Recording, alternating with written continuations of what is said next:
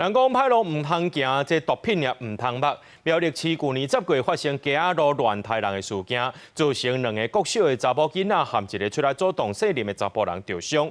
一審呢，把這個嫌犯區明志判刑29年。不過，這受害者的家屬認為講，就要給判無期徒刑，才有抬價駕到的效果。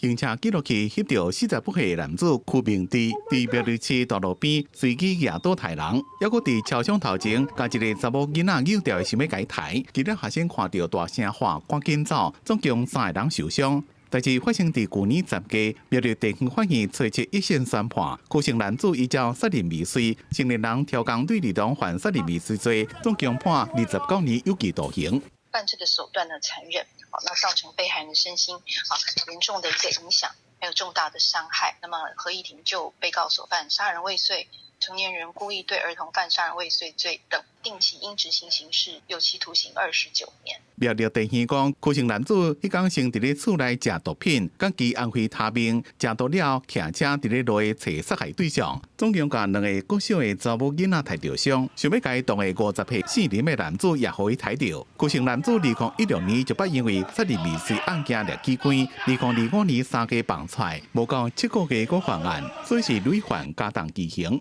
被害者家屬對判決結果真失望，認為愛判無期徒刑。應該說很不滿意吧？29年服刑一半，就是14年之後，他就可以假釋出獄了。對社會大眾一樣是造成很大的恐慌，所以我們是希望能夠判無期徒刑。如果沒有重刑的話，很難達到嚇阻的效果。隨機傷人事件造成迄當陣姓林的男子甲一位姓丁的查某囡仔重傷，北送入去加護病房。好佳在3個受傷的人攏已經平安出院。姓林的查某人到即馬時也無法度登記工作，家屬講，將來甲律師研究要上訴。記者綜合報道。